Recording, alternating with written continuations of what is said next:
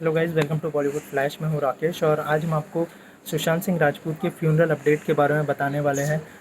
आप सब जानते हैं कि कल रात को उनका जो पोस्टमार्टम है वो कंप्लीट हो चुका है और पुलिस ने ये ऑलरेडी अनाउंस कर दिया है कि सुशांत सिंह राजपूत ने अपनी खुद जान ली है। उन्होंने आत्महत्या की है और उन्होंने फांसी का फंदा लगाने की वजह से उनका दम घुटने लगा, जिसकी वजह से उनकी मौत हो गई। तो ये ऑलरेडी मैं आपको बता चुका हूँ और फ्यूनरल आज ही मुंबई में होने वाला है।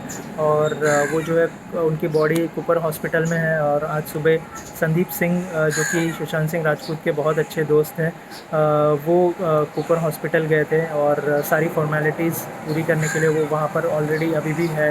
और सुशांत सिंह राजपूत की जो फैमिली है वो बिहार से जो है मुंबई ऑलरेडी आ चुके हैं। कुपर हॉस्पिटल में जितनी भी फॉर्मेलिटीज़ है वो लोग पूरी करके फिर जो है उनको फ्यूनरल करने के लिए ले जाया जाएगा। और कहा जा रहा है कि विले पार्ले के पवन हंस में उनका फ्यूनरल किया जाएगा।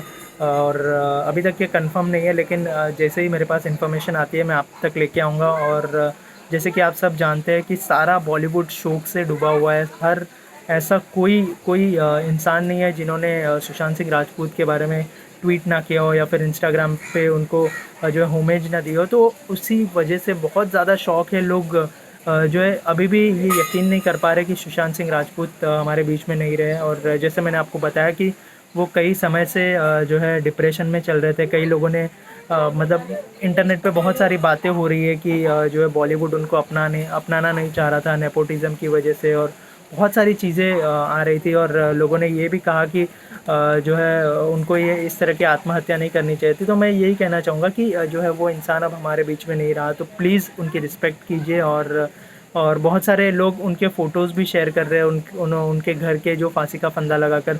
और प्लीज़ आप सब लोगों से रिक्वेस्ट है कि इस तरह के फ़ोटोज़ ना शेयर करें। बहुत बहुत डिस्टर्बिंग है और उनकी फैमिली के लिए भी बहुत ज़्यादा डिफ़िकल्ट हो जाएगा इस चीज़ को जो है करना, क्योंकि उनका यंग बेटा सिर्फ 34 इयर्स की उम्र थी उनकी और वो अब हमारे बीच में नहीं रहे। तो आप सोचिए उनके माँ बाप पर क्या गुजरती होगी। जब आप लोग इस तरह के फ़ोटोज़ शेयर करते हो तो उनके माँ बाप क्या सोचते होंगे इस बारे में।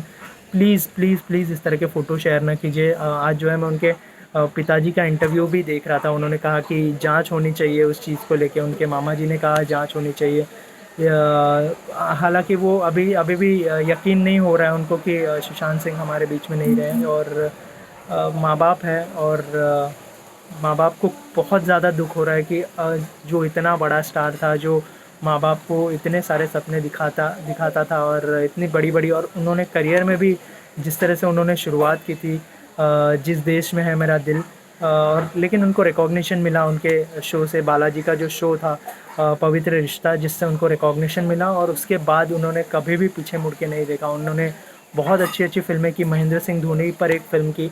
और जैसे कि आज सुबह सचिन तेंदुलकर जी का एक मैसेज पढ़ रहा था मैं, जहाँ पे सचिन तेंदुलकर जी ने कहा था कि ये बच्चा कौन है जो यहाँ पे खेल रहा है।